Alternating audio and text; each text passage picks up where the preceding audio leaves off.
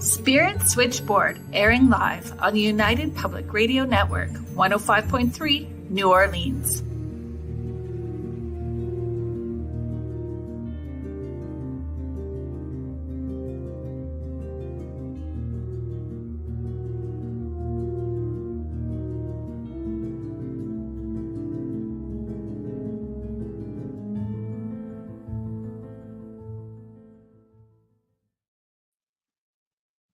Hello, everyone. Thank you for joining us here on Spirit Switchboard. I am your host, Carrie Lynn Shellhorn, and you are listening to us live on the United Public Radio Network and the UFO Paranormal Radio Network, 105.3 and 107.7 New Orleans. Today on the show, we have paranormal investigator, public speaker, educator, and author of A Life with Ghosts, Steve Gonsalves. Thank you for joining us. Hello, how's it going? It's good. It's good. We had a lot of back and forth emails getting a date set for this interview. And I was talking to my sister about you coming on the show, and my sister says he spends every day with me. He's part of our routine every day. My nephew turned 16 yesterday, and he said the same thing. He was so excited that somebody that they spend time with, right, every day was going to be on, and they were so excited. And you must see that from a lot of people, that they have spent their days with you over the last how many years, right? Yeah, absolutely. Every time I meet people, I hear those stories, and it's really cool. A lot of people say, and now, of course, they're in their 20s or 30s, but they'll say, Right. I've been watching you for as long as I remember. And they were little kids, and now they're adults doing things, and it's really cool. It really Humbling, is. I'm sure. Absolutely, yeah. You have a lot of people saying, it's because of you. We're even married. They met, because of our show. It would be their date nights, all these different things.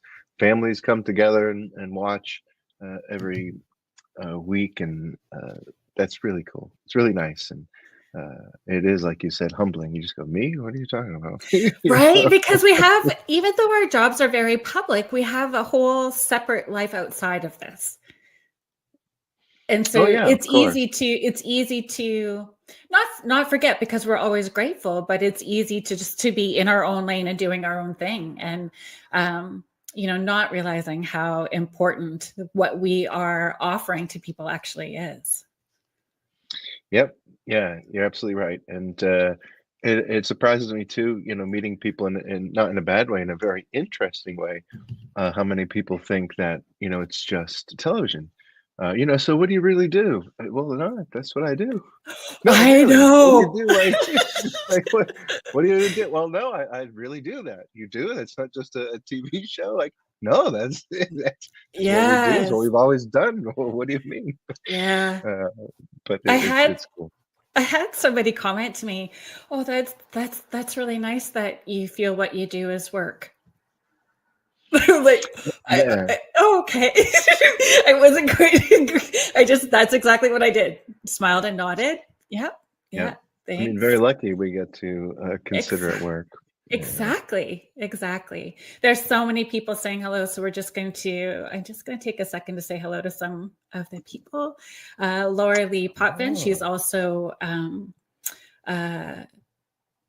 a host here on the United Public Radio Network. She's got 2 shows, so she's saying hello to both of us. Hello, Tom and Susan. Hi, Julie. 2 shows, no big deal. Yeah, exactly. The Angel Rock and The Thing at the Foot of the Bed with her co-host David Hansel.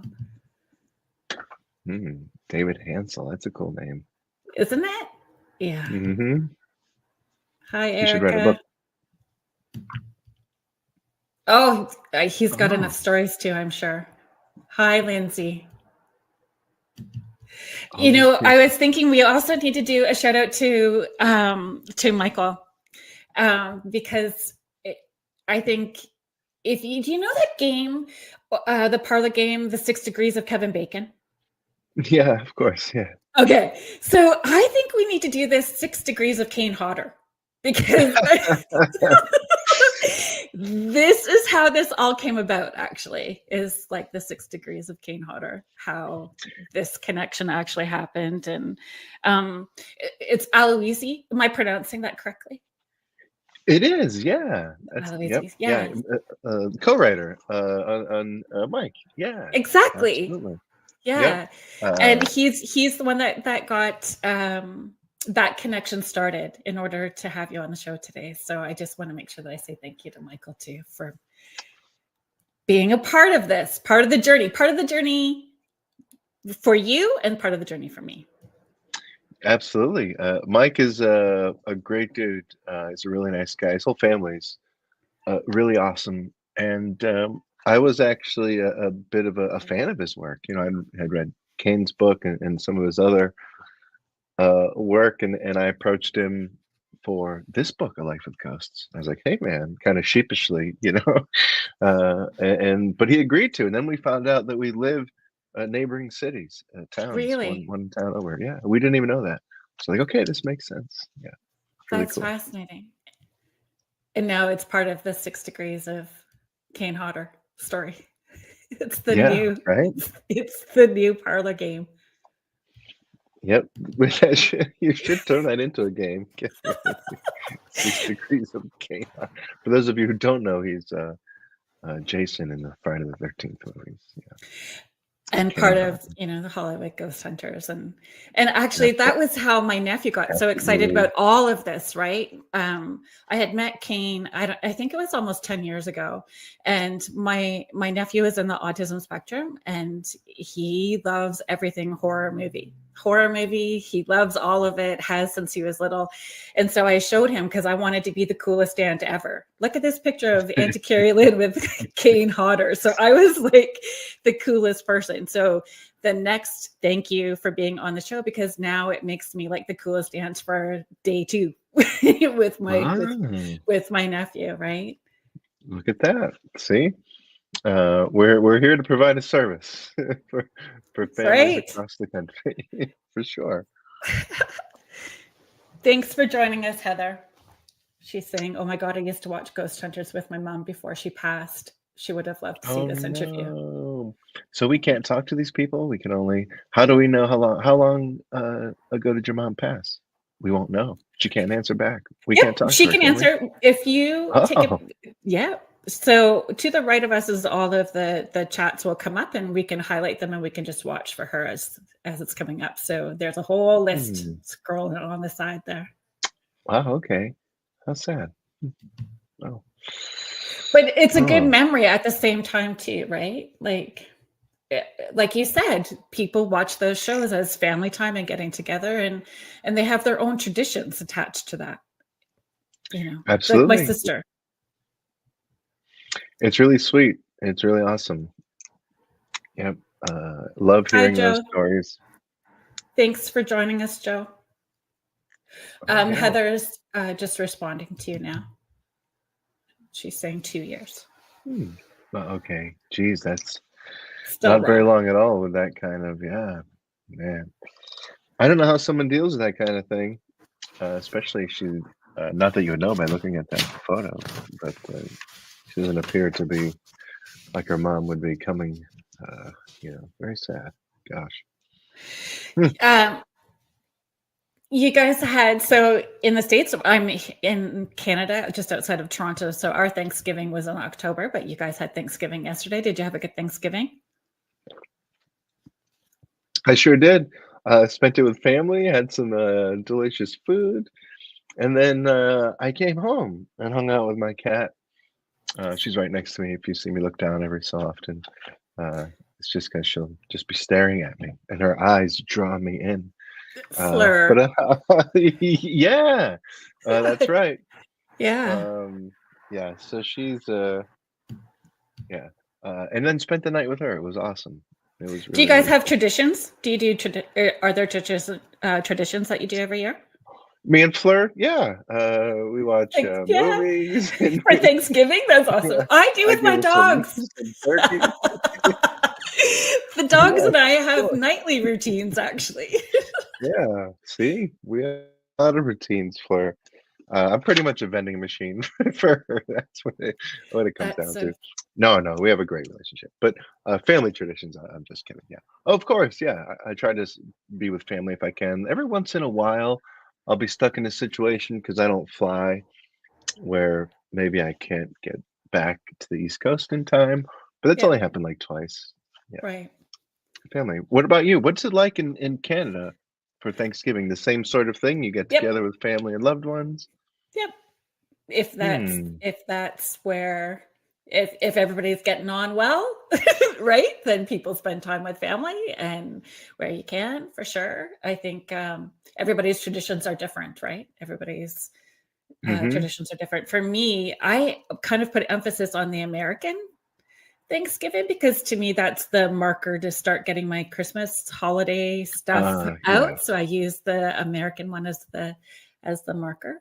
For us, Thanksgiving happens before Halloween. So, there's a little different energy attached to it for sure. Because What? it was the 14th of October. Oh, wow. So Thanksgiving happens before Halloween there. Uh-huh. How interesting. I didn't know that. I'm so uncultured. Steve, pull it together. That's okay. It's Wow. all good. That's interesting. Are there any different food offerings in Canada than, or is it the turkey and all that? That Oh same yeah, stuff. same old. And then it depends. I have a foodie kid who's, my youngest kid is 18 and trying to move into culinary arts. So he's wanting to try different things all the time. So, he's making a different menu other than turkey for Christmas. He's got some surprises planned for us. Oh, okay. Hmm. Yeah. Um, a life with ghosts. Let's get into it. What I appreciated reading that book, what I appreciated was it wasn't just all about ghost stories. Like you really have an emotional connection, a love of history. There was a very lovely balance between personal and then the work side of it. I don't know if that sounds right, professional and personal, but there was a really lovely balance to the stories that you chose to share. Thank you. Yeah. There was definitely a criteria. They weren't just, oh, this will go in the book, this and that. There was a lot of thought that went into which ones would go in, and they very much had to mean something emotionally. They had to mean something when it comes to the paranormal. They're not all just the most haunted places. Uh, Yeah. a place that had a really strong emotional sort of connection for me could, make it to the list more so than some place that is really haunted. It has Right. to really, like you said, have all of that balance, and everything in here did. They all mean a lot to me, whether it's uh, the most haunted, most crazy place I've been with stuff happening all the time, or whether I learned something about life. Don't try that because it didn't work out so good for him. Yeah, That sort exactly. of thing, and you can learn from other people's mistakes, Mhm. but also through other people's triumphs. You know, Yeah. you can definitely learn a lot. So I found that if it was something that I have learned and could and do apply to my own life, that made it into the book. And of course, something really scary. But like you said, a lot of other facets. I also wanted to Yeah. pay, respects to the fact that it's very likely that they were all people too. Yeah. Not every haunting is of a person. We know that there are other energies out there, but the ones that are of a person of someone who was living as a human, we need to remember they've been through some crazy stuff, and let's respect them and not just high five when we find their ghost. Yeah. Because there is a story that needs to be heard, right? There's a story that Hmm. needs to be heard and respected in that. Erica is just saying, I agree. Steve and Tango are the best together. Oh yeah, Tango. Yeah, Tango's my best friend. Very easy uh, to work with and hang out with. we all have a good time together, whether I'm investigating with Jay or even Sherry at times we've investigated together. We always have a blast. But Tango and I, for sure, we just have you know, Jay and I, when we investigate together, quite honestly, we have a hard time getting anything done. So it doesn't happen too often. We're too busy like playing jokes on each other and just laughing. But we do get things done. Yeah. But Tango and I, for whatever reason, is easier for us to find that balance of let's be serious, let's investigate. Jay and I just joke around the whole time. I'm known as the snack lady on investigations. Oh. I'm the, what are we bringing for snacks? I'm all about the snacks. So, Of course. because you're there for a long time. You guys are at a location much longer than I would be at a location. You're there like days at a time. And I think that's maybe something people don't always recognize or know, right? They're seeing these clips that are put together for an hour on TV or 45 minutes, however long the show is, and not maybe realizing the length of time that you spend in each location. Absolutely. Yeah. And honestly, off of television, the average case for us, and I think most investigators and teams, is about 4 months to 2 years. It's not like you see in the TV world where it's okay, now we're in, it's on to the next one. We do the, I mean, that is how it is because we're really, Yeah. but if you're not doing it on television, it's a very long process. But even in the TV world, it does look like we may be there for a day or two. Mm-hmm. But we've always been there for a week, weeks, months sometimes. I remember the first time we investigated the Stanley Hotel, we were there for almost a month. Wow. It doesn't look that way on television Yeah. because, in an episode, there's maybe 20 something minutes of investigating. If they had to take 5 minutes of those and say, this is night one, this is night two, and this happened on night three, maybe that makes sense with night two.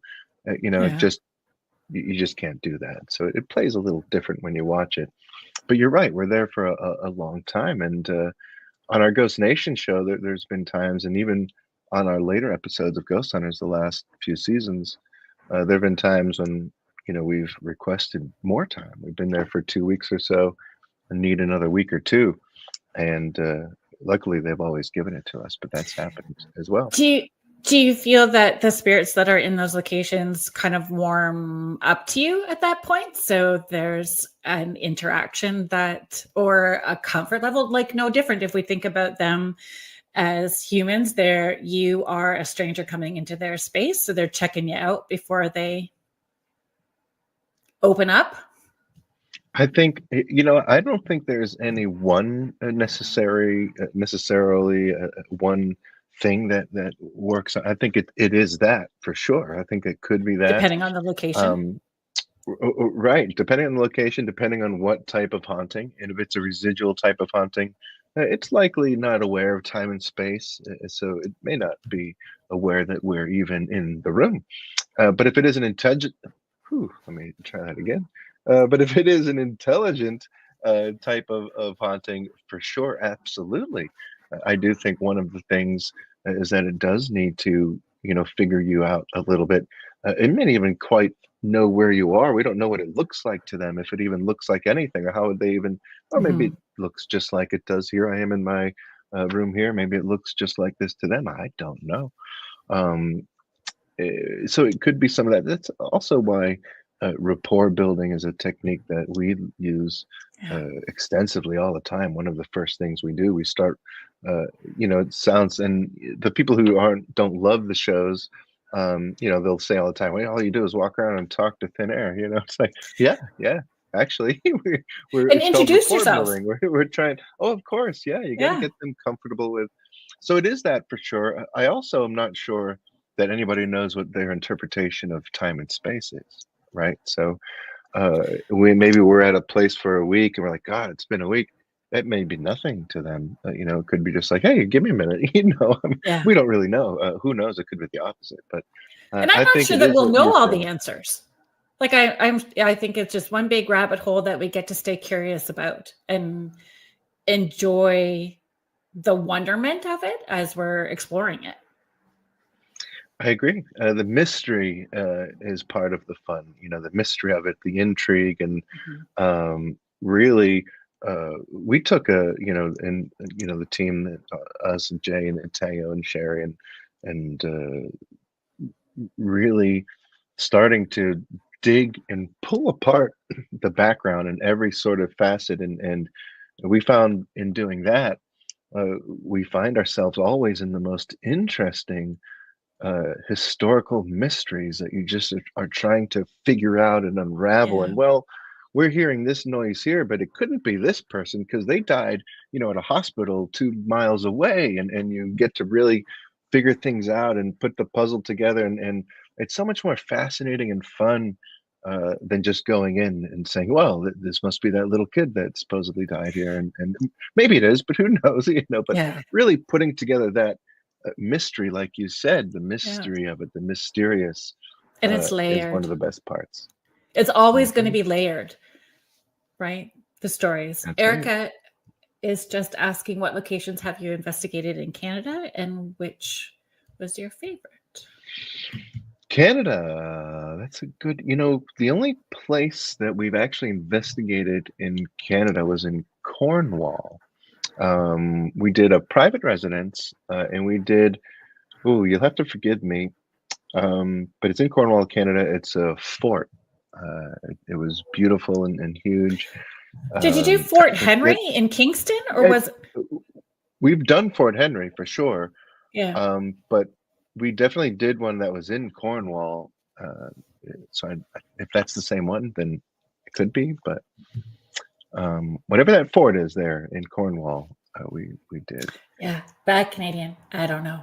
But if somebody who is part of the conversation with us, fill us in if you know. You can. Thank you. I wish. I really do wish that they could all stay fresh in my brain. But When there's uh, so you many. know, Erica's saying, I remember the Fort Henry episode. yeah, the Chris, Fort Henry was. That was the first time we all had to go buy like ice boots, and welcome to they're like, Canada. right, welcome, welcome to Canada. It's We're like, now what? Thanksgiving. Yeah, Here's your turkey leg and it your was ice boots. it was beautiful and made it quite an Yeah. experience. But yeah, that was something else. uh, This is actually my sister. This is my sister Christy. So she's saying that's what I like, the history part, not so much the creepy. I have dragged my sister to investigations because I love her. And it makes me laugh when she gets scared. So I mm, drag her along anyway. If my sister has the opportunity to tell you, she will tell you that I used to read her bedtime stories that consisted of Stephen King because I'm 7 years older than her. So it was horror movies and scary things right from the start from my sister. Your sister is older than you, correct? talking to me? Yep. Is your No, sister, is she younger? sorry. Yeah, she's younger than me. I think maybe 5 years younger than I am, 5 or 6 years Did younger. Yeah. you read to her? You've got the best picture of you and your dad and your sister in the book. Oh, thank you. He's Yeah. got that rockin' stash with the wood paneling. It is all Mhm. awesome. I told him, I was like, Dad, that was a big thing back in the 80s, huh? That like Yep. Colombian drug lord look? Like what's going on there? He had that big full It mustache. was full. Yeah. Yeah. Oh yeah. Yeah, it's an awesome. So my sister's a little bit younger. Yeah, a little bit. Susan's just filling us in Fort Augustus. Fort Augustus. Okay, so that would be what we did there. Fort Augustus, and I do remember a private residence. Yeah, it was in part like a condo complex.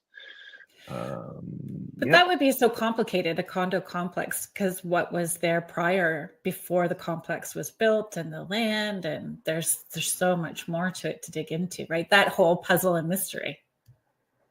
Yeah. Yep. It can be quite challenging, but you do the best you can. If they really are having a hard time and need some help, Yeah. we'll get there. Apartments can be tricky, and also tracing it back to a landlord, that sort of thing, because you can't just bring a camera crew to somebody's apartment, the landlord would be like, "Hey, like, I didn't say you could Right. come in my building," but it can be tricky. But we figured that place out. I don't remember if that aired or not. We do have a lot of cases that end up not airing for whatever reason. But My sister's just saying the Mackinac Island investigation was a great episode, and Susan is just saying, she's just filling us in, that the wind is also known as the Windmill Fort. The Windmill Fort. Okay. In Cornwall. I didn't know that All right. either. Yeah, I sadly don't remember. And even now, the show's been going for 20 years now. So you look back and you go, okay, geez, could I even remember? That was 10, 12 years ago or so. Right. I wish, I really do wish, but sometimes it gets, sometimes they do stay in there, but they're usually the places that people are always refreshing your memory about. Like, remember when you were here and you did this or this happened? You go, oh yeah, yep, I do. Thank goodness people remember other people. My sister remembers everything. So I rely on her to be that person to go, hey, remember that this happened, because I don't retain it all. It's just too much, too many places, too many people. Yeah, of course. Everybody. There's some law out there. I forget what it is, where they say that an average adult person can really only maintain like 250 names and faces and relationships before it gets fuzzy. There's like a certain number to it that the human brain can sort of hold in there, and then it just gets a little wonky. Whether it's real or not, who knows? I don't know, but I'm over 50 now, so I think that's a magic number too. I think, there's something that happened at 50. It's gotten a little foggy. Could be. Laura Lee is just asking, what location, Steve, would you say was the most active with a lot of activity? That would be a hard question too.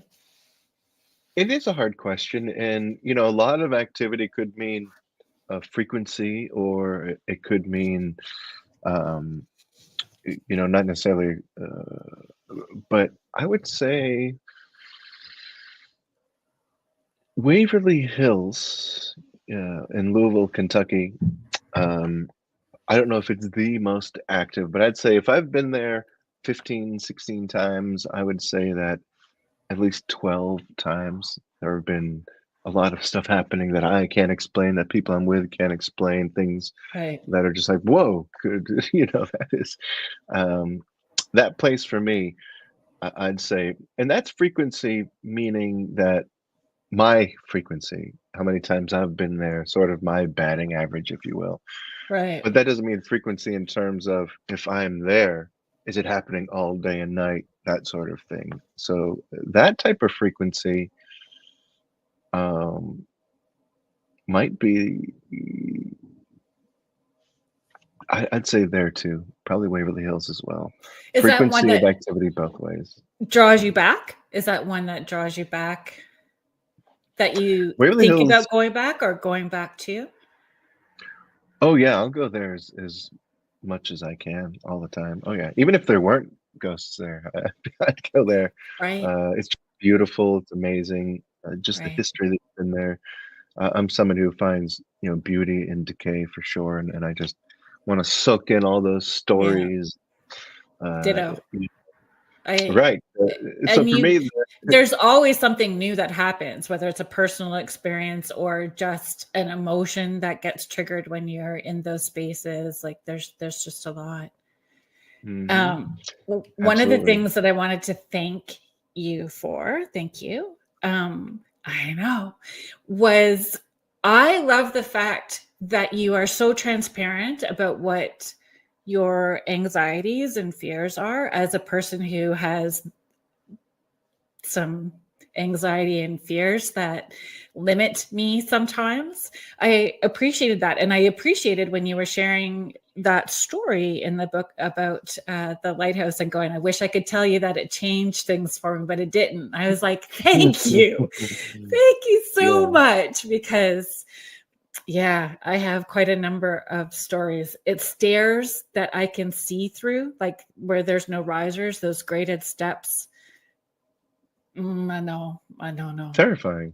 Yeah, Yeah. terrifying. Oh, St. Augustine Lighthouse makes it a little easier than some because there are platforms where you can't see all the oh, way down, but the stairs themselves. So you're right, because I think it's Pensacola is one that it's just meshing, the mesh stairs, and you can see all straight through, and that is panic attack. Yeah, that's my, terrifying. my, my. I lived on the east coast of Canada for a little while, and we have the Bay of Fundy. And I was at the Bay of Fundy, and you could take steps down, and when the tide goes out, you can walk along the ocean floor, which is amazing. So take the kids, and it's this amazing. Mm. It's just amazing. Everything about it is amazing until you have to take those steps back up, and it's these wooden creaky steps that you can see all the way through. And I'm with my daughter, who is an infant, strapped on me, and my 5 and 4-year-old pushing my butt, going, "Just breathe, mama, just breathe. You're okay." I'm like, now I'm 52 and I'm still needing my children to push me and going, "Just breathe, mama, you're okay." Sure, yeah. I would imagine Still, kids can be a great inspiration. you still stick yourself in those positions to do it, but it's a lot. It's a lot when you're in those moments, for sure. A It lot. is. And people think, because you did it, it's like, oh, great, now you're cured. It's like, oh, no. No, no, no.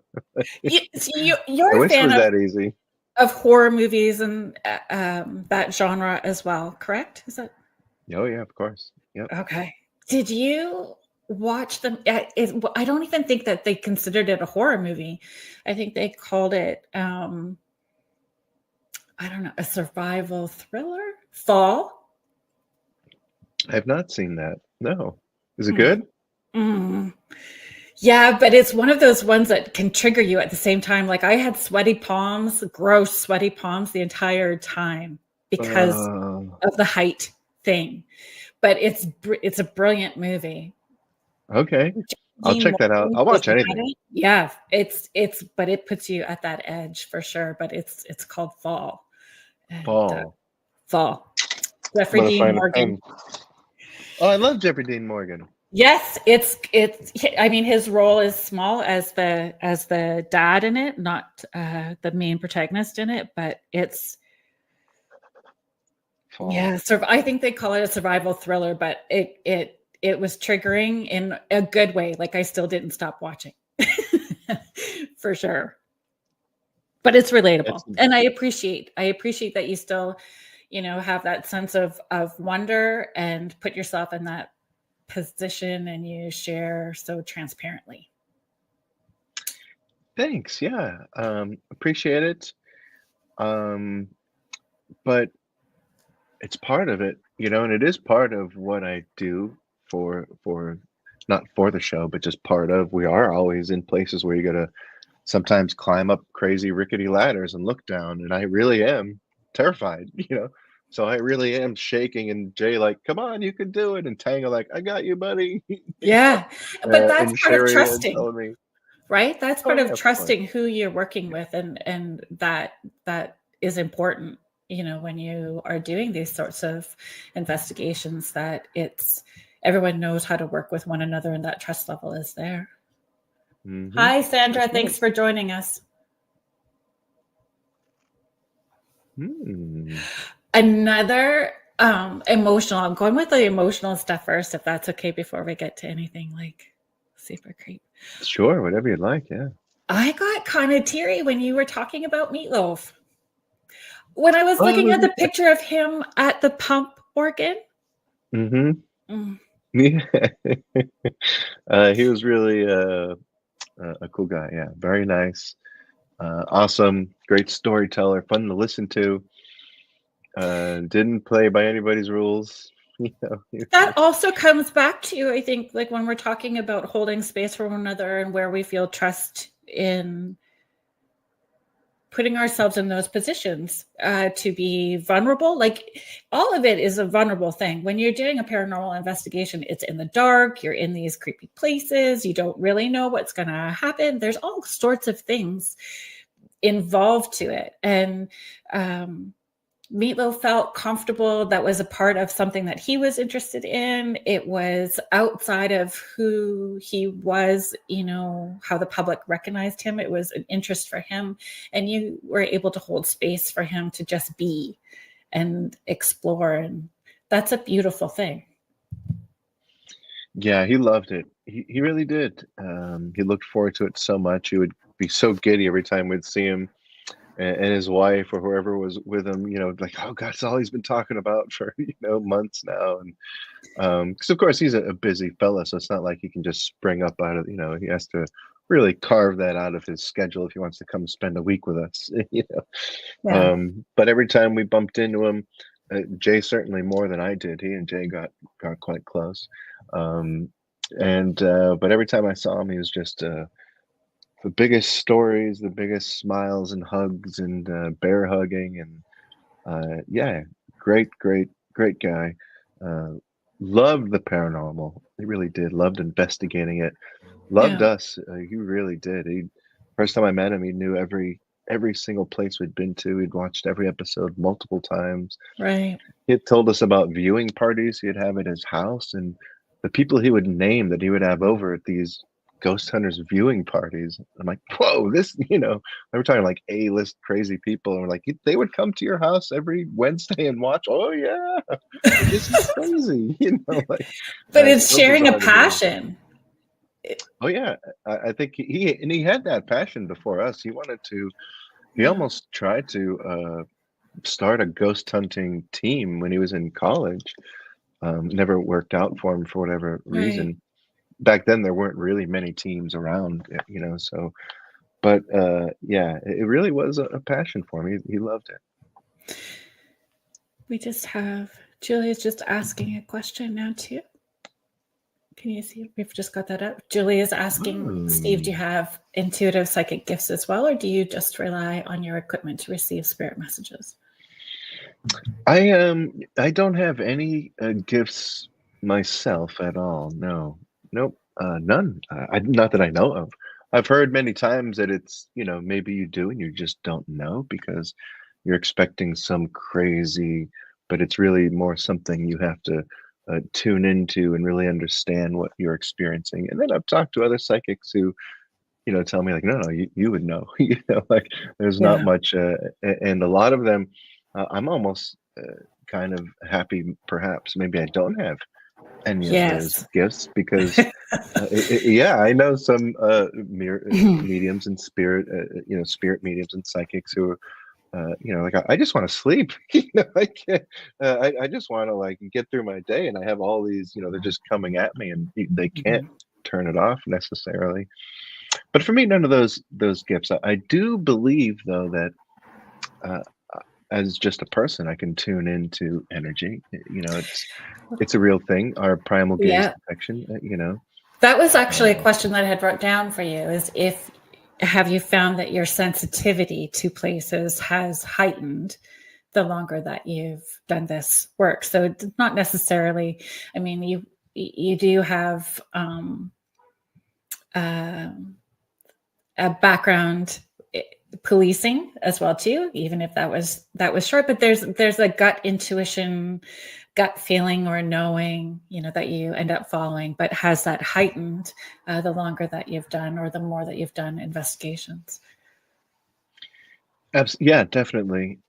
There is just over time now, with the show, we've been doing the show for 20 years, but even before that, I was investigating for maybe almost 10 years, so over time, there are a lot of other sensations that come about when there is a paranormal experience. It's not just, well, that happened, and you can just over time you can tell there's a difference in the environment. Things change, and you can pick up on that. You do, and I tell you, the production crew doesn't like it very much because we'll be walking around and hear something, or and you'd be like, don't you want to go check that out? No, no, no, that's nothing. What do you mean it's nothing?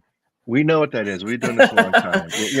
That's because the A beam did this and it knocked on this thing. Like we already figured, like so Yeah. you over time you are able to really snap into things. But just knowing about energy and how it interacts in the environment, in the physical world here, if spirits are made of energy and they're moving through our environment, then the static layer in our body is going to interact with the Earth's magnetic field, and it's going to tell us that something is moving. That's not a psychic or mediumistic sort of ability. That's just a human ability to know that something else is in the room with me. So I think a lot of investigators have tuned into that over time. Well, it's like a muscle that's developing, right? It's a Mm. muscle that develops. Sandra's just commenting, you don't realize that's what it is because when you know something, you just know it. You don't always recognize the why you know it. She's actually right in a lot of ways. Yeah. Like I tell a lot of sort of investigators, especially ones who are just getting involved or have been involved for a few years, but are having a hard time knowing if what they're experiencing is paranormal or not. And I tell them, it's like you would, then it's not. You would know. Your your body just takes over and says, "This is impossible. This shouldn't be happening. There's no way." You get emotional. The environment changes. Like everything is different. It's it would be kind of like saying, "I think there was a tornado. I don't know, maybe." Like, no, no, you would know if there was. Yeah. It's just that might not be the best analogy, but it would be. You usually don't have to play guessing games if it is. Don't get me wrong. You should always try to disprove things like we do, and Well, you can discernment is just. so important. Of course, yeah, yeah. If you're so that is important, but um, yeah, I think a lot of people can tune into things, but for me, no psychic gifts or anything like that. I agree. Sometimes it's not nice. I It's mean, not it's sometimes it's super overwhelming for sure. And I've been this way since I was a little kid. So for me it's a normal, but it's not always a normal that is comfortable for sure. yeah, it's I tell you what, we'd probably have some better ratings. Not that we need better, but like if I could secretly and psychically, without the world knowing I'm a psychic, guys, come into this room, like bring all the cameras in here, and then have all kinds of stuff happen. We'd be on CNN, and it'd be like, I I don't know. Like I like the left brain side to the investigating, even though I can tune in energetically. Like I really love it when equipment is validating something that I may have been mhm. picking up. I like the left brain side to it, even though I can tap in because it's filling in the gaps as well too. I may only pick up one layer of whatever is energetically attached to that place and not tap into like the bigger scope of it. So the equipment is important and the left brain side of it is important. Oh, for sure, yeah, and I think it's there are a lot of uh, psychics and mediums that I know that do like to have what they are saying backed up by Mhm. equipment, and it makes them feel uh, that they can stand a little more sturdy on their Mhm. own findings. And And more I than think one that's really piece cool. of equipment. It's Oh, better sure, when you got yeah, two pieces going at the same time to right, validate each other, yeah. right? Like you need two. We hmm just have Joe asking, when you hear your name said by the paranormal, does it freak you out? It's happened to me a few times, and it's never freaked me out. Um, I thought it was really cool and kind of interesting. Like, oh, this might be able to see me, understand it's me, and even know my name and say my name. And um, so it hasn't freaked me out at all. But it's happened a few times to my buddy Tango, and it freaks him out. It really bothers him when it's happened. It happened real. vividly too, and we all heard it with our ears. It was me, Jay, Sherry, and Tango, and we heard this voice, and we're like, "What?" And Jay was like, "That just said Tango," and we're like, "No, no." Here, you play it back, and sure enough, Yeah. it's that, and it's happened a few times, and he doesn't like it. He gets a little I think jacked I up about wouldn't. it. I don't necessarily like it, or it freaks me out more when it's in the review, like when you've not heard it with your outside ear, and then you have it coming back at you on review. Then it's like, ah, that's a little creepy. Did anybody sigh? Then you start asking, right? Like you're doing that debunk around it, but when you hear it on review, to me, that's creepy.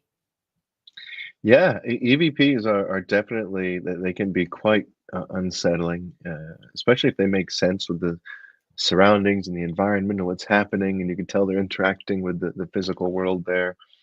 Um, it really is. I like disembodied voices because if you hear it there in the environment, in the moment, or even real-time Your analysis, outside ear, uh, yeah. yeah, right, yeah, and then you can now what to ask, what to say. Maybe you can pivot your investigation a little bit, like, oh, just heard that gal talking, like maybe it's now this woman we need to be communicating with.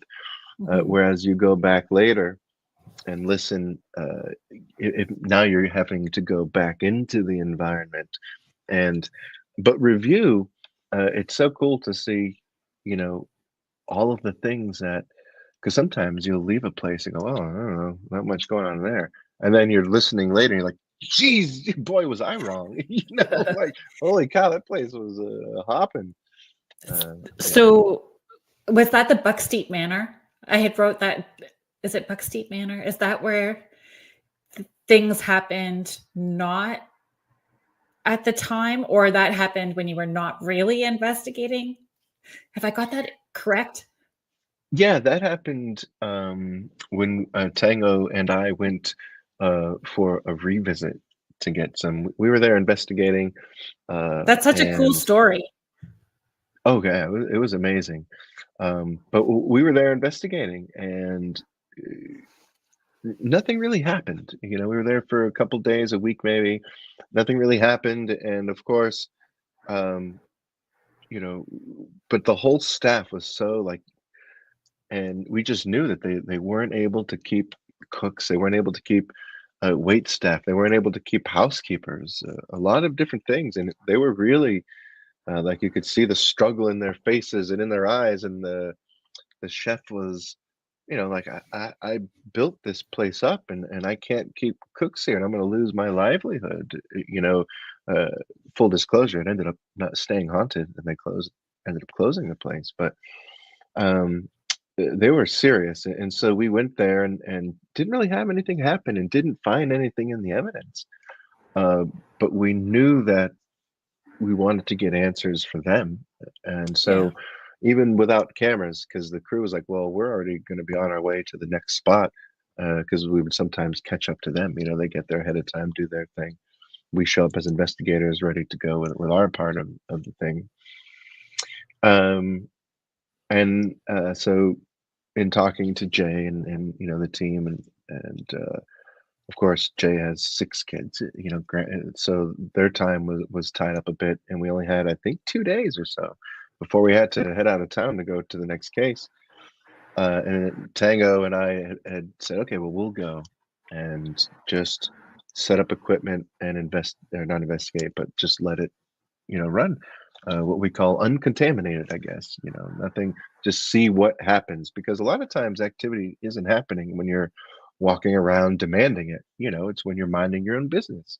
It's when there's yeah, a tour going through, not looking for a ghost. It just happens. It's when, the cook is doing his own thing, and behind him, a pan flies and hits the wall. It's not happening when you're trying to. So we said, let's stay out of its hair and see what happens. right. And that's when everything happened. But it wasn't on the show because we just went on our own. And so that's just an experience. And of course, you mentioned it is in the book there, but it's an experience that I wish everybody could see. I wish we um, but it's almost kind of sweet that it was just me and Tango and I. We Yeah. had that. Me and Tango. It was just yeah. It was just me and Tango. Sometimes I get my grammar sloppy, but just me and Tango. That was our. We had that, and it was amazing. It really was pretty crazy. So that was a question that I had written down to ask you, actually, was personal experiences. Personal experiences still, I think some people don't put a lot of weight into them, but maybe they should. Just because you're not capturing it doesn't mean that it's not, because really my thought is, when you're going to do an investigation, you're almost seeking a personal experience. It's going to be a personal experience on some level, so you can't discount it. You can't. What are your thoughts on that? Well, that's what if you go to a court of law, if you go to anything like that, that's known as oral evidence. And even when it's not written down, it's passed through time. That's oral history. And that can have some degree of accuracy. But the problem does come when the human brain is literally the worst storage of information. That as soon as it goes into your brain, it's already distorted from what you originally saw and experienced, and you add time to that, and it's going to get a little distorted. But could there be a seed of truth in there? For sure. Now that's going to be the public perception of oral history, but you, me, as an investigator, we know what we saw. We had that experience. Yeah. We know what it is. But still, to the public, that is just an oral piece of evidence. It's something that you're just orating to somebody. Yeah. You have no, but it's always good when, I'm happy Tanga was there, because now we both, no, we saw that. We were both, we heard that. That happened to us, and Yeah. not just one or the other. And that happens. And should we have ran out to the van and broken out all the equipment again and said maybe, but then would it have stopped happening by the time we got back in? Probably. So what is better? Do we stand there and have the experience? And I wish it happened nowadays, because you just pull a cell phone out and just Right. just start recording it. But this was in what, 2005, I think. We had a sidekick. There was no pulling out and just start recording. It didn't happen. But I wish it happened now, because we would definitely have evidence of that. And I'm always like, thank you so much. That was awesome. For whatever reason, if you're doing this now, I appreciate it. Like, just talking it out loud, right? Thank you so much. Sure. I appreciate this. There's a few questions I just want to catch up with. We did appreciate it, but I won't lie, we were terrified. Taylor and I, during that experience, like I mentioned a little bit in the book, but not too much, because we always say how the paranormal doesn't scare us, and it doesn't. It startles us, but Yeah. by and large, we end up getting excited and we want to, Yes. really experience it. But we were clutched onto each other, like, just keep going. But do you find the fear gets replaced quickly with laughter? Like, it's like that moment of, whoa, that was something, and then you can laugh about it after. Like it Oh yeah, for sure. it Yep. flips, right? So It there's turns that. into excitement. Exactly. Always. Okay, so Laura Lee is just asking, Steve, do you and the team do anything energetically for protection? Also, have you encountered anything negative that has gotten physical with one of you? That sort of backs on to Kathy was asking if something has followed you home from an investigation. So I guess, we can put those together for you. Yeah. Do we do anything with energy or any sort of things to protect ourselves when we investigate? I don't. None of the investigators that I work closely with do either. I know Jay doesn't really, or Tango or Sherry. Are there personal belief systems? Like, some people have a faith background that they lean on when they're going into different places. Everybody has a different approach that they're going to bring into it, right? Yeah, they do. I mean, I'm just speaking personally. I don't. I am a lover of Christ and religion, but I have never really used that as any sort of I feel like if I was afraid of this, maybe I would. Mhm. But no, nothing. I know Jay, not to speak for him, but he has always said, putting all of his faith into one certain thing makes him a little afraid, because if that gets taken away from him, then he's going to be, very vulnerable, and very much so. So, people who put all of their sort of trust into this one crystal or into a cross or something, what happens if you drop that or lose it or forget it or something? Then you're going to feel like, which may or may not have any bearing on it. But I know for the investigators I'm close with, there's nothing we really do going into it. I sometimes pay respect, hey, I'm sorry for what you went through. Or Exactly. if it's something awesome, hey, it was great what you did. This is so cool that you wouldn't leave, your husband of 40 years, or you wouldn't leave your wife, or whatever the case is.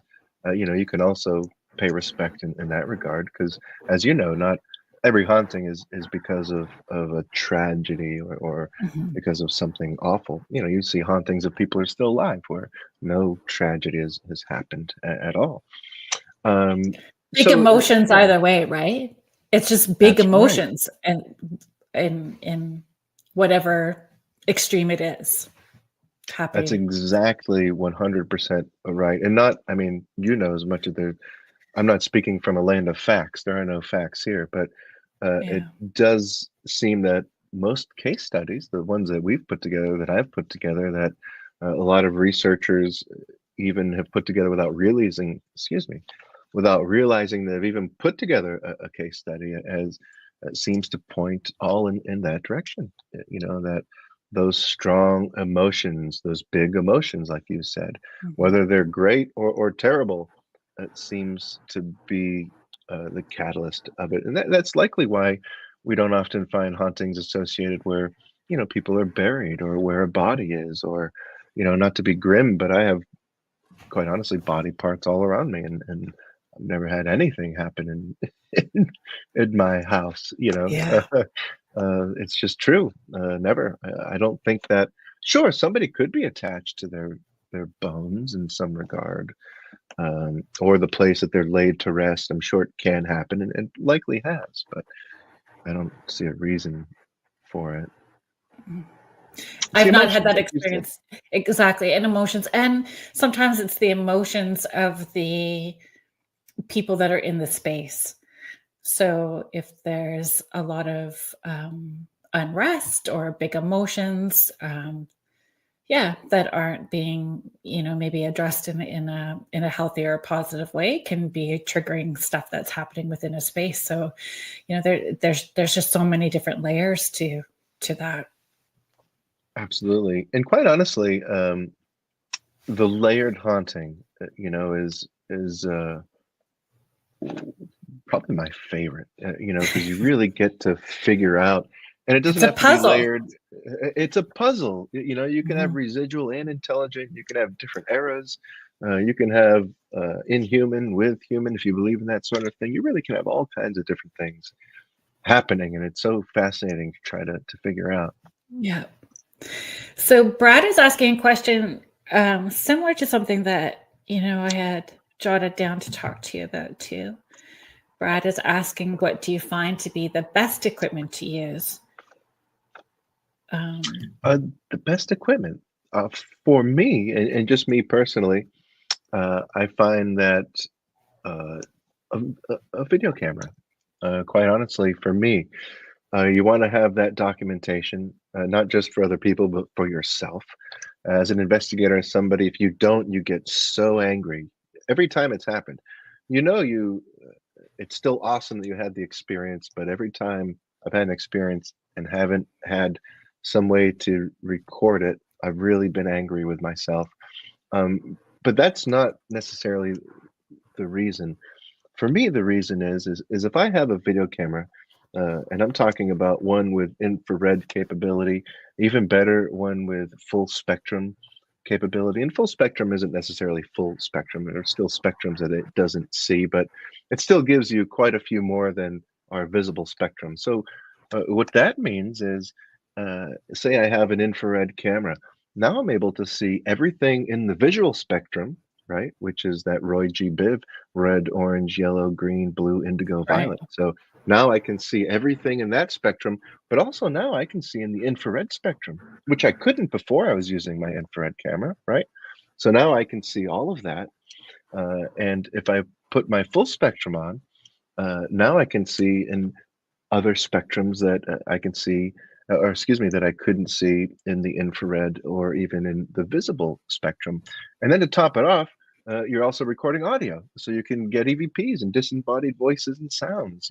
So that to me is a great device for all of those reasons combined. If you are investigating in the daytime or with the lights on, video camera, I think, still takes it for me.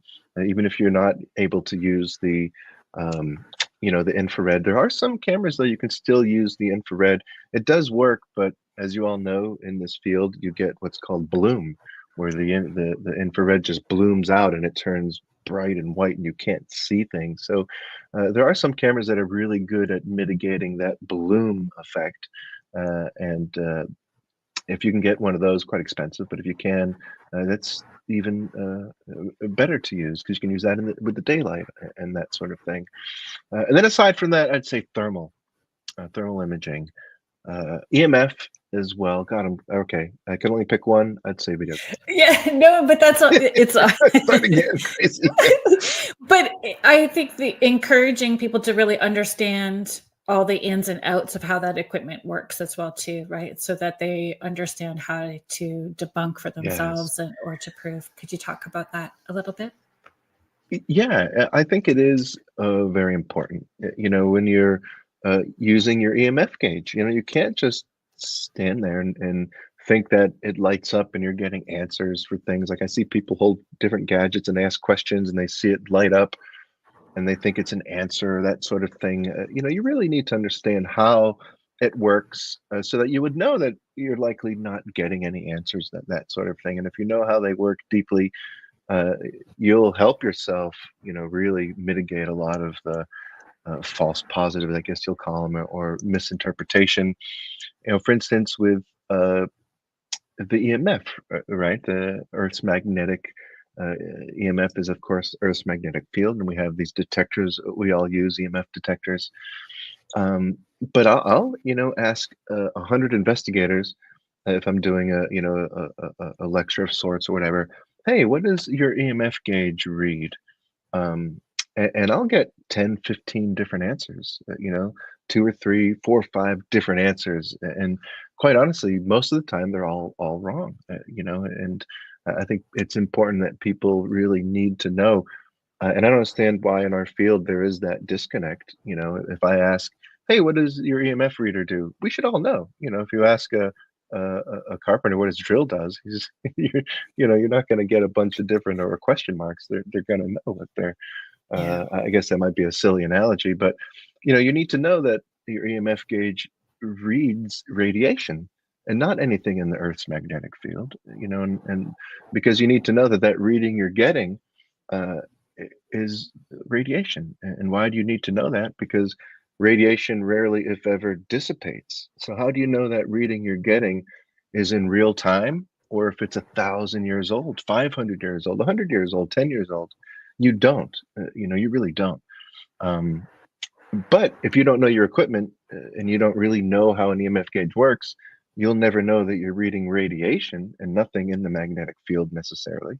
And so you will just take all of those readings at face value instead of really trying to look at it a little bit deeper.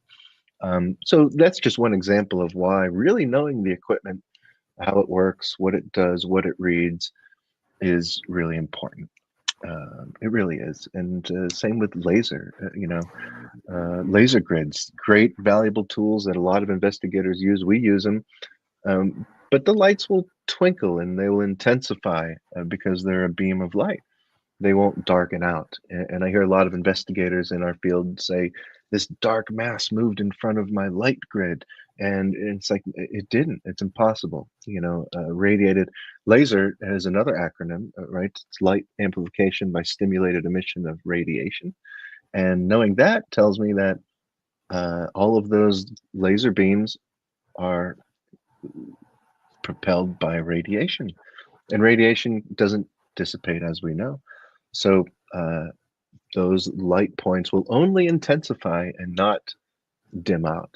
So you would be saving yourself from thinking all of these things are paranormal if you know exactly what a laser grid does.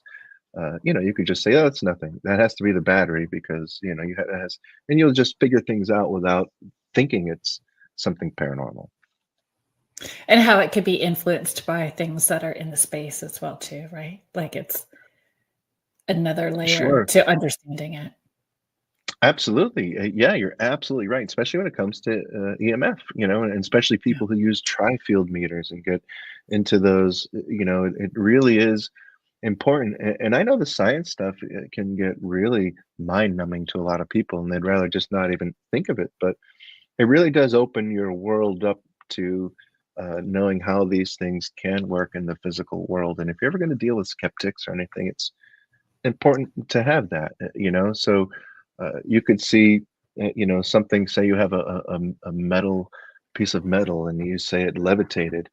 People will tell you that's impossible. There's no way you saw that. You say, well, actually, if I were to raise this room up to 10,000 milligauss, I could levitate that piece of metal. Do you know how I know that? Because an MRI machine is 10,000 milligauss, and you have to take your jewelry off because it'll get sucked into the machine and fly all around the room.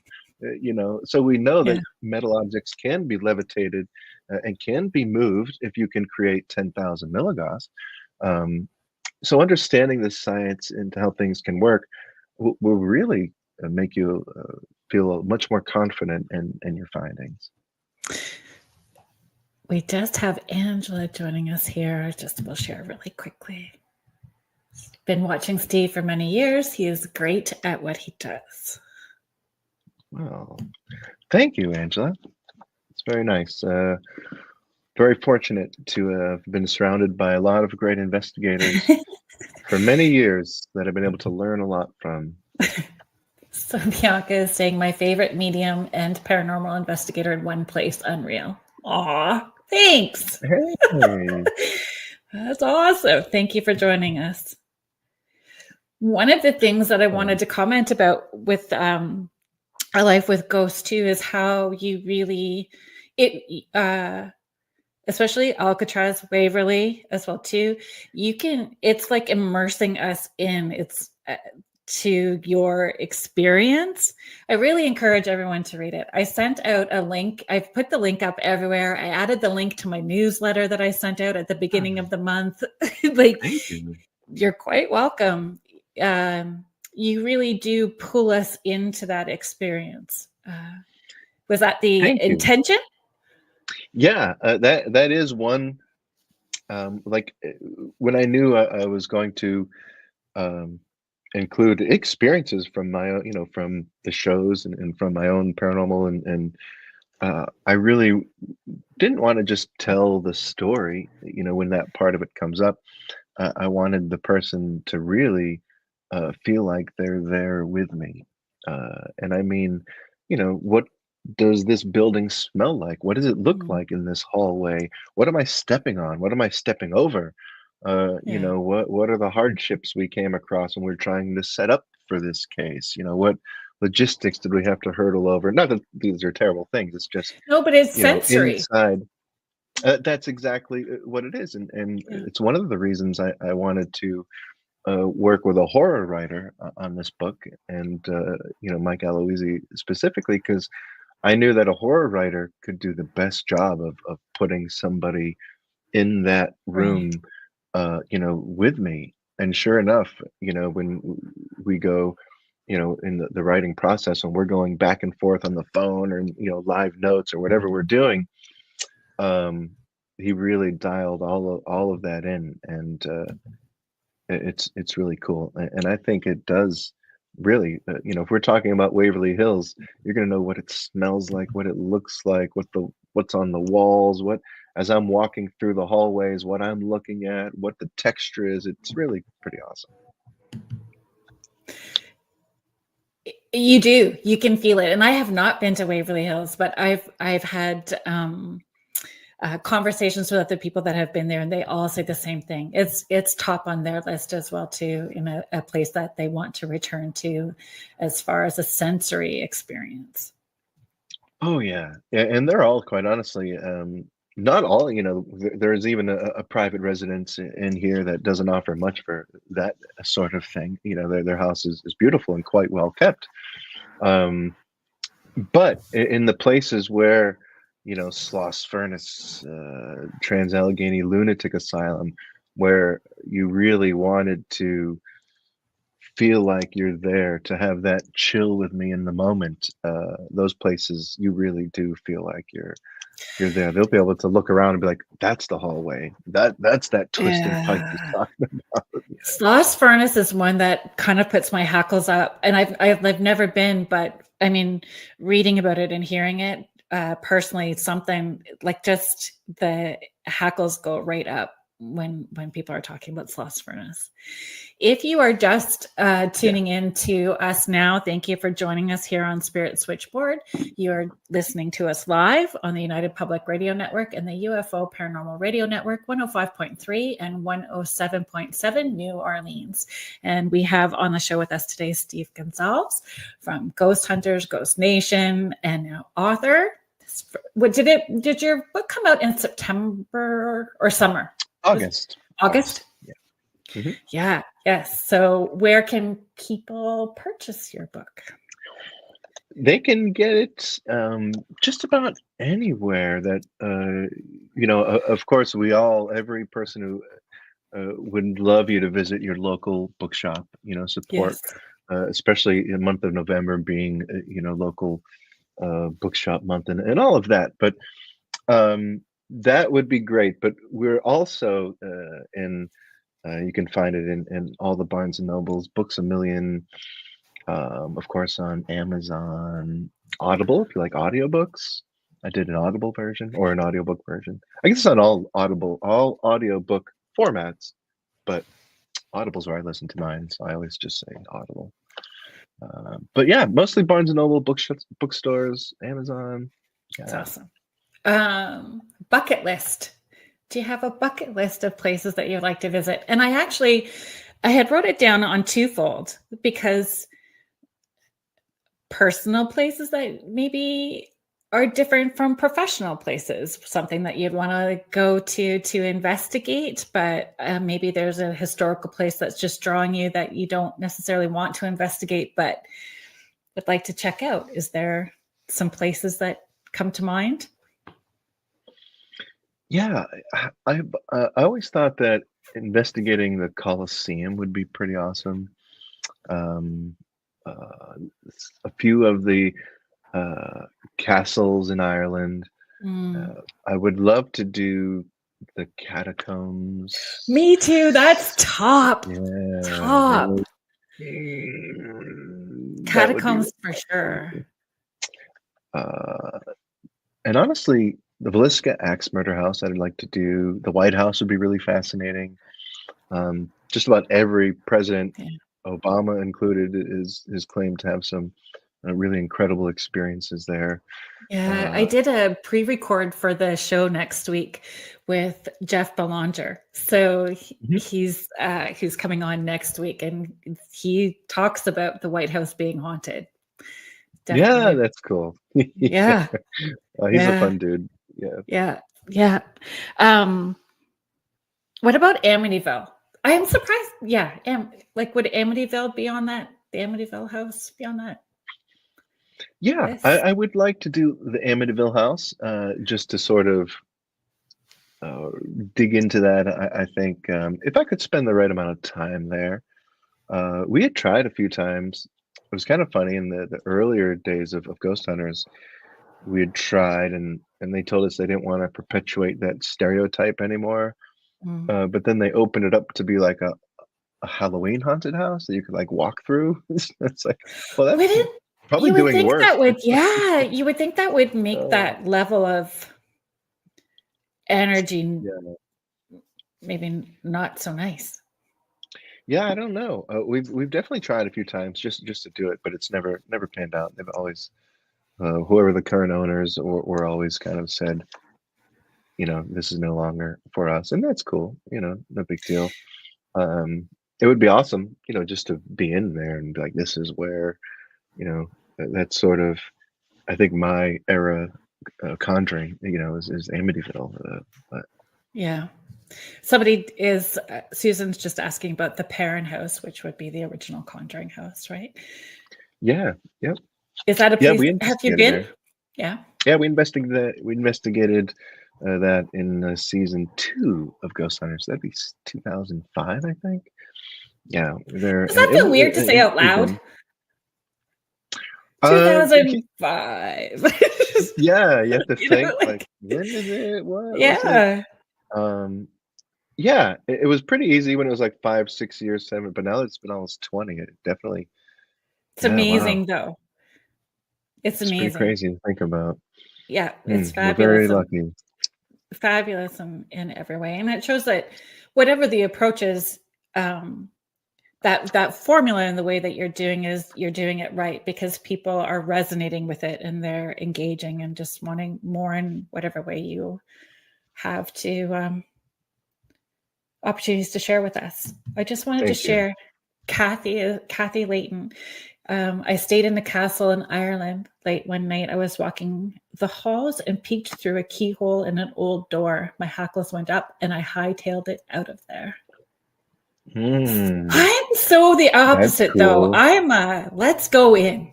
Oh, something growled. Let's go figure out what that was. Of course. Oh yeah. Let's figure it out. Thank you for sharing, Yep. Kathy. Same. But if you're not an investigator, you may be like, for the average person, whoa, I'm out of here. We Yeah. I like to be on our side of Yeah, the for sure. equation. Yeah. Joe is asking, any chance of the team coming up to Ontario again to investigate anywhere? How do you filter? How did the locations get filtered or decided upon? It's always different. By and large, they come through the local TAPS teams. Like we have a family of teams across the country. We'll get them through route through the website. People submit cases through the website, and then there are cases that we personally want to do that we'll put in the mix. And then there's a bit of like I guess a triage system. Once they're all sort of in the database, uh, you know, is there an actual call to action? For instance, a place where people really do need help will go to before a place that's just like, come check out our ghosts. We love Oh, it. that's good. Yeah. That's awesome too. But we really do want to investigate a place that, not that we won't do the other ones because they're fun for us, but we want to make sure Yeah. that we're getting to the others first. So that children, people that we need to really help, Children and animals. families. Yeah, animals for sure. And Children then and of animals. course when it comes to the shows, legally it has to be a place that and logistically there are different things that they look at. But for us, we look also at high frequency of activity, because we do have to think, in the TV world, we may only be there for a week or two, right? In some cases, like we've talked about, maybe a month, best case. So if we're going to a place that they say, once every 3 months this happens, the chances of it happening while we're there are pretty slim. So we'll try to pick a place where things are happening on a high frequency, if possible. If not, we'll go anywhere. But if we can get a place with a high frequency, we'll choose that over a place with a lower frequency.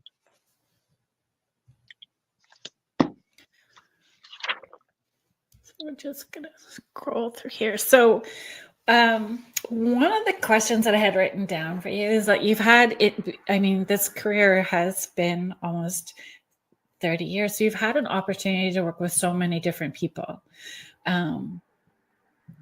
Is there somebody that you would like to investigate with but haven't had the opportunity, where schedules don't jive? Or is there, someone that investigates differently, that you would like that opportunity so you can see from a different perspective and maybe learn something from them? Is there someone that you haven't had an opportunity to work with yet that you would feel comfortable sharing about? Yeah, no, of course. That's a great question. And I'm super happy to say that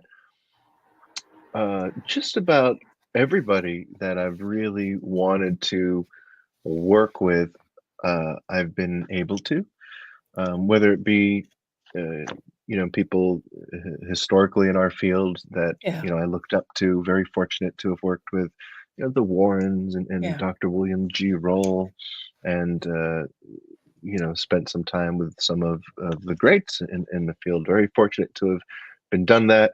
I looked up to Jason and to great, and obviously I've been able to work with him quite a bit, luckily. Yeah. And people that uh, I would investigate or want to investigate with now, I do. I get to investigate with Amy and Adam quite often. It's I awesome. get to investigate with my buddies on Project Fear. Used to be Yeah. Destination Fear. I get Yeah. to, and if I'm not, investigating with them, we're hanging out. We're getting together. We're talking about things. We're exchanging ideas. And even if I'm not investigating with Chip Coffee, we'll do an event together, and I get to peek my head in and listen in on what he's doing and absorb some of It's quite a the things that he storyteller. does. He is, oh yeah, and Yeah. I looked up to John Zaffis, and I get to work with him, occasionally, and of course there are some others. I would love to be able to work with Lloyd Auerbach. He's somebody that I've always looked up to, and I have been able to talk with him, but we've never investigated together or worked together closely. Um, but I'm super fortunate that most of the people that I want to work with, I get to. Ghost Brothers, love those guys, and we've been able to investigate together a bunch of times. Yeah, so it's really, But how really cool. blessed you must feel that your passions can be your profession, and not many people get to say that, right?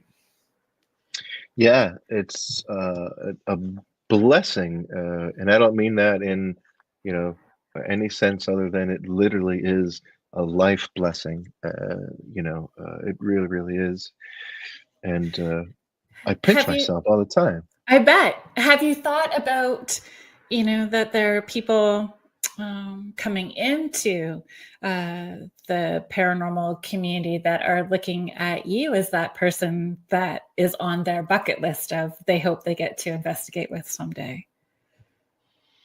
Yeah, yeah, that's always crazy to hear. It really is, Yeah. and I feel kind of sad in a way that the TV world has kind of left some of us not very accessible in that regard, which is why I love sometimes we'll do events, where Mhm. uh, we'll just get to be somewhere with 200 investigators and investigate a place and learn from each other and exchange ideas and theories. And those are always, I think, my favorite interactions because that's when you'll get to hear, like, wow, I've always wanted to be able to spend some time and pick your brain and investigate together.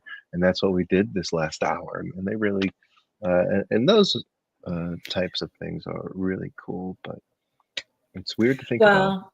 Well, and this doing, making yourself available to do these interviews and connecting with people. This matters too. So those people that are needing to hear those little snippets that you share through this is appreciated as well too. Oh, please. Yeah, gosh. Just going to share this really quick. Sandy Edwards is sharing their stories of a haunted restaurant. It was an old coach hotel in Orangeville, Ontario. The restaurant was called Greystones when I lived there. Sandy, I actually did events at Greystones. I did a few Dining with the Dead events, and then we did a Halloween event where I toured people around, and we Greystones was definitely an interesting place and active. You didn't have to do much to have anything happen, actually. Just say, hi, we're here, and they would interact. Greystones definitely has a neat history to it. And it's just a restaurant? I It sounded don't like know part if of it's the. even open anymore. It was an old limestone building, and it had a really rich history to it. Limestone buildings in themselves, Mm, an older building is just exciting. Then add the history to it. hmm. Bianca is sharing, Steve, I've had the pleasure of reading your book, loved your stories and learning more about the paranormal world. I hope you'll write a second You. book. My husband and I are planning on joining a group of paranormal investigators in the near future, this being our first time. Do you have advice for us? Oh, first time ever. Yeah, I would say, of course, uh, make sure you keep a great deal of common sense about you. Try not to sort of get overexcited in terms of being scared or really being too excited. Try to disprove things when you can and learn a lot of the little things that could really be causing you to maybe misinterpret some things, and I think those types of things you wouldn't quite think of are very valuable. Like, for instance, rubbing your eyes in the dark. You'll create what's known as phosphenes, and there'll be flashes of light in your eyes, and they'll last up to 40, 45 minutes without you even realizing it. So, as an investigator, if you're not thinking about that and you rub your eyes, and then half hour later, do you ever remember you rubbed your eyes? I don't, I wouldn't. So you may be like, "What is this?"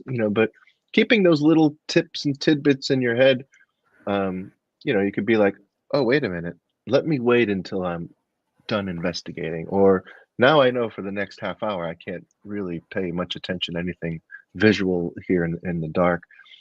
I think those things are pretty valuable because in the beginning, I think a lot of people struggle. I certainly did with misinterpreting experiences. So anytime you can do things to help yourself with that, and also read books. Oh, I was just going to ask if you have essential reading list.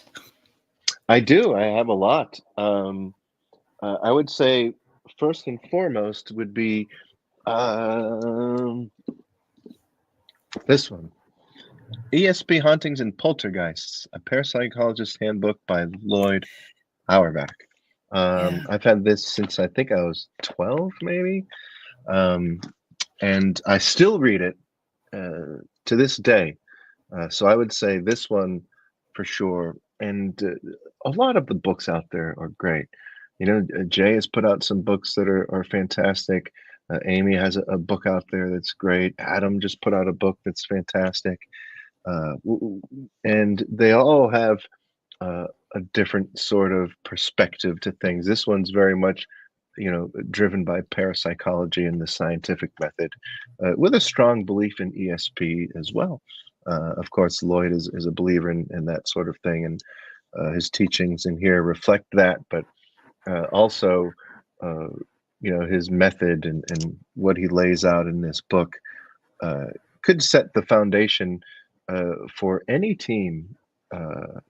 And to this day, even though this book was written, gosh, I think it was in the early 80s, but can still work as a great foundation for a new team. I feel too being okay to, it's going to, maybe I'm going to phrase this incorrectly or inappropriately, like try people out. You may not jive with certain people, and finding a groove that feels right, and like you say, balance each other out. um so when you're first starting, being okay to have those boundaries about what feels right for you and what doesn't feel right for you in approaches. And that first group may not be right, but the second may. Absolutely. You're absolutely right. And quite honestly, when I first started working with, back then, the team wasn't called TAPS, it was called Rhode Island Paranormal. Started talking with Jay, and uh, one thing that I always admired about, the way that he ran that team was, you don't have to investigate the way I do. That would be his flaw. I don't care. It's not. Maybe I'll learn something from you. Maybe Mhm. you'll there are certain boundaries. He's not going to let you like do, none of us are going to let you can't just run amok and do crazy stuff, but uh, he wanted everybody to really just investigate the way that they wanted to. And the TAPS team has always been, for lack of a better term, a melting pot. Just different types of investigators, different types of techniques and protocols and procedures, and we even have people who specialize in demonology, and a lot of different facets to the team. And you really have to all be able.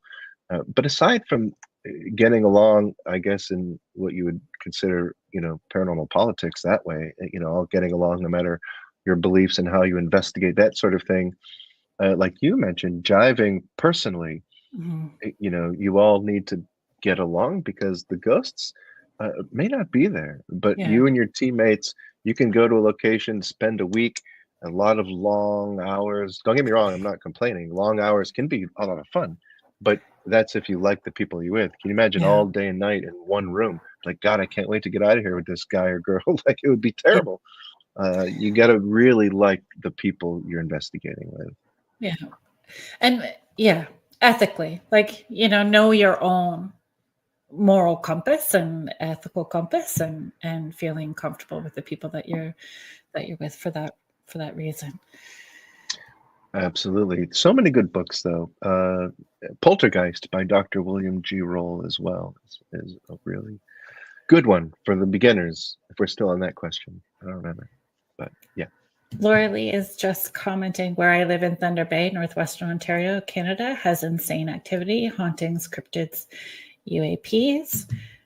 And she is just sharing, I believe we're so active here due to the large First Nations history with the Hudson Bay Company, as well as being located on a large magnetic shield in Lake Superior.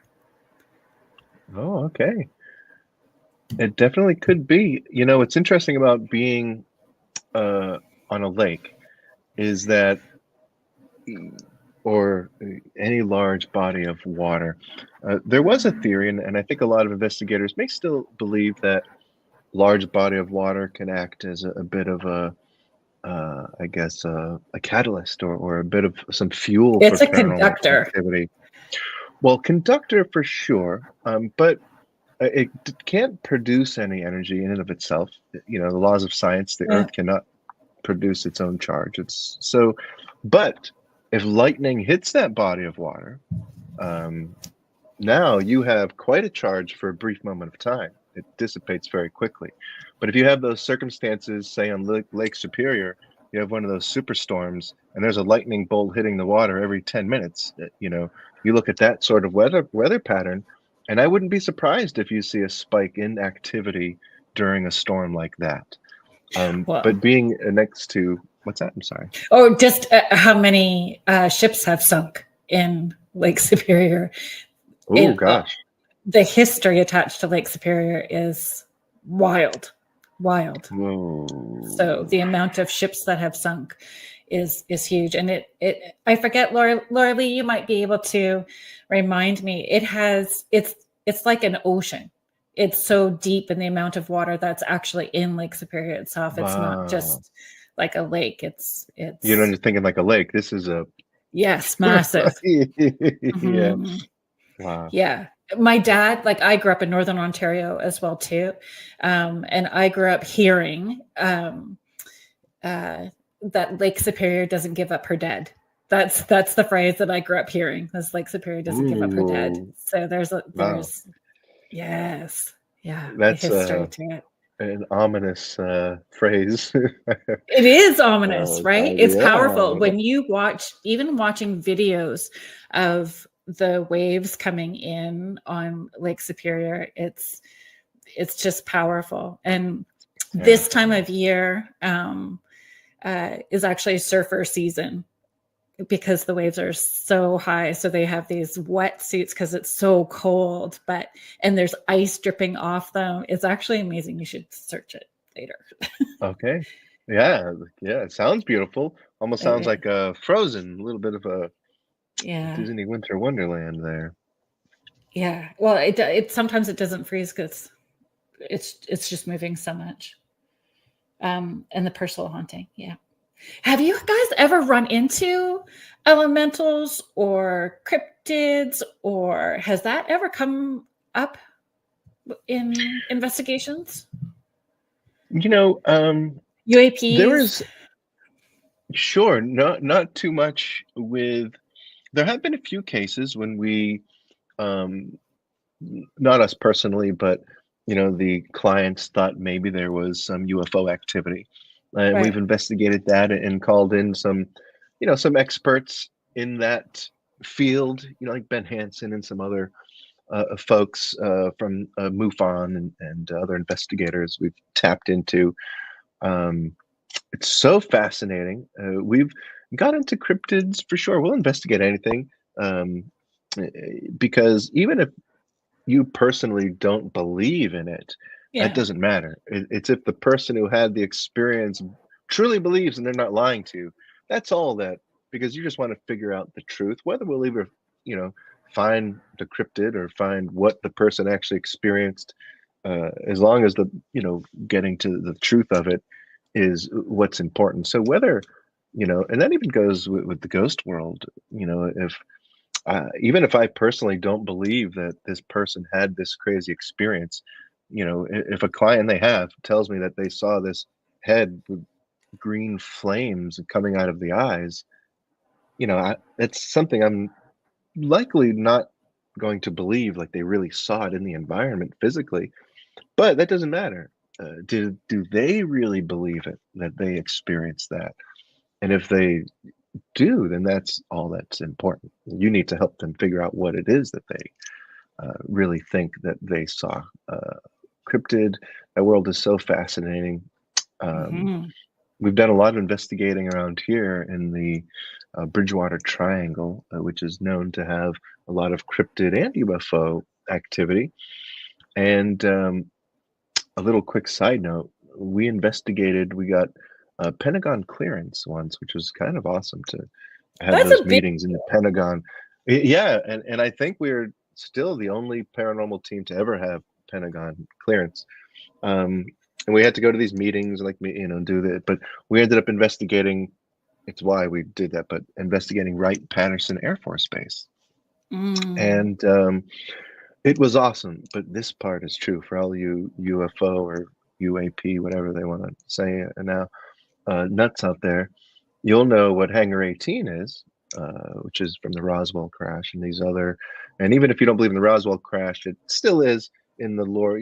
Hangar 18 is where they would store any identified sort of craft or you know, technologies that we don't know of. And this is the honest truth. And I didn't tell this story for a long time, but just because you never know. But now everybody's talking about this stuff, so you yeah. don't know. The first thing they did is they lined us up on the tarmac, all these military dudes, like and gals. They're very menacing. They were very big, all of them with a lot of guns and a lot of gear, Intimidating. and yes, intimidating. But they were intimidating us because they really wanted us to know that they would kill us, and that's the honest truth. They said, "Hey, we need you guys to understand. You see this yellow line out there in the tarmac?" And I said, "Yeah, honest truth." They said, "If any of you goes within a foot of that line, or certainly touches it, it's two in the chest and one in the head." And we're like, "Oh yeah, sure." And they're like, "No, no, you need to understand. It's two in the chest and one of the head. No questions. Like it just happens. You can't go anywhere, no matter what." Sure, yeah, of course. And again, he says, "No, I need everybody to understand how serious this is. I went to lunch with the snipers out there, and they'll kill me if I go next to that line. And it's Hangar 18 out there on the other side of this line."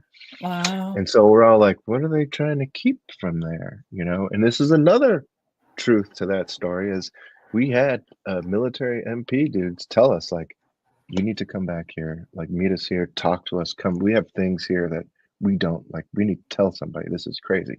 And we're all like this. Why are you telling us? Like it's weird how if people know your work, the boundaries that get dropped, and uh, it Yes. was pretty awesome. And then they showed us a laser. Maybe I shouldn't be talking about this either. They told us it was a back engineered weapon system. Back then, I didn't even know what back engineered meant. Yeah. And it was I a don't laser. today, but I'll be Googling later. Yeah. And all of a sudden, it zapped this cinder block in the distance and blew a hole in it. And we were like, whoa, it's this crazy laser. But they told us, it wasn't for like villainous reasons. They said if this ever makes it onto our fighter jets, it'll be a way to pinpoint enemies with 0 civilian fatality. That's what they were excited about. They're like, the application for this means 0 civilian fatalities. Right. If there's somebody in in another government we want to zap, we just get those people. And I was like, okay. But I really think they were working on some sort of villainous, who knows, with the government. But I had an opportunity to go to a military base. It was sort of like a pre-walk through investigation, sort of a pre-walk through. So I had it, but it was on like a museum part. And so I was going through the museum and I'm doing my thing the way that I do it. And then they shut down the investigation. They wouldn't let us go back on. And they cited it was potentially a privacy breach. oh, What they said, and everybody on the team was sort of frustrated and a little irritated with me. But I mean, no one. I was just doing what I was supposed to be doing in the space, and then we weren't allowed to go back. But well, it made me want to dig in more. That's right. It's the puzzle. There's always a reason. Don't put a puzzle in front of me. Mm-hmm. Don't tell a paranormal investigator no. Exactly. Because we're going to be like, what do you Don't mean, look behind no? the curtain. Why? Oh. Yeah. But yeah, that was. So if you believe in UFOs, I'm telling you that all, they really told us that. Yeah, that's crazy. And that was Hangar 18. That was back there. Thanks, Angela. I think I'd love to see you and the ghost hunters get together and do an investigation. Sometimes it's a scheduling thing. Sometimes that's true. Yes. This is fascinating. Laura Lee is just showing this is fascinating. I understand what Steve's talking about regarding back engineered. So I will be looking that up later. So I am more educated. She knows.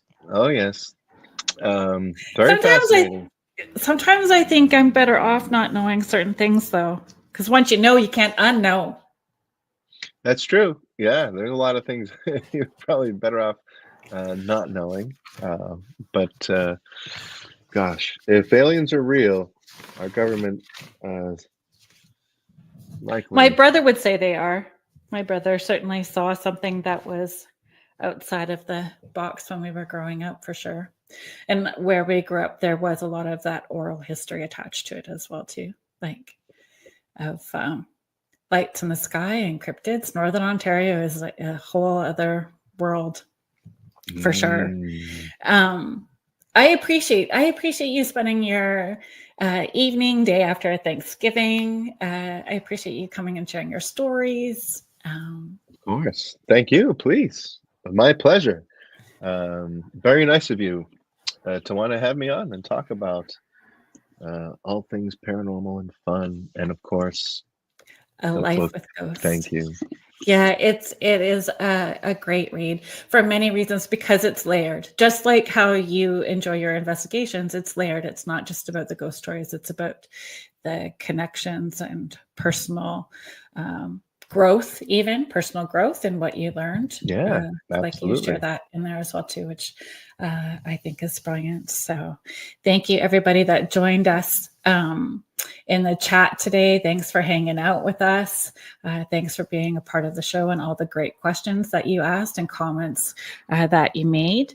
And I would love to hear from you guys. So if you have any questions, comments, show ideas, you can email me. It's carolyn.shellhorn@gmail.com. And next week on the show, we as I mentioned earlier, we have Jeff Belanger on. And Yeah, it's a pre-record, but I'm going to hang out with you guys in the chat and we can chat at the same time and watch it together. And I have to tell you, there's some cringy. I'm just letting you know there's some cringy moments because I messed up saying his name because I wanted to do it Canadian and Belanger. I messed it up right at the beginning, and a couple of words throughout I misspelled or mispronounced. So I'm going to hang out and just own it. ride the wave with you guys through that. So I hope that you guys can join us next week as well too, and I'll hang out with you in the chat. Everyone's just saying thank you, amazing show. Thanks for being here. All the best and keep up doing what you're doing. So great comments, everybody. Thank you so much. And you have been listening to us live on the United Public Radio Network and the UFO Paranormal Radio Network 105.3 and 107.7. Have a great week, everybody. See you next week.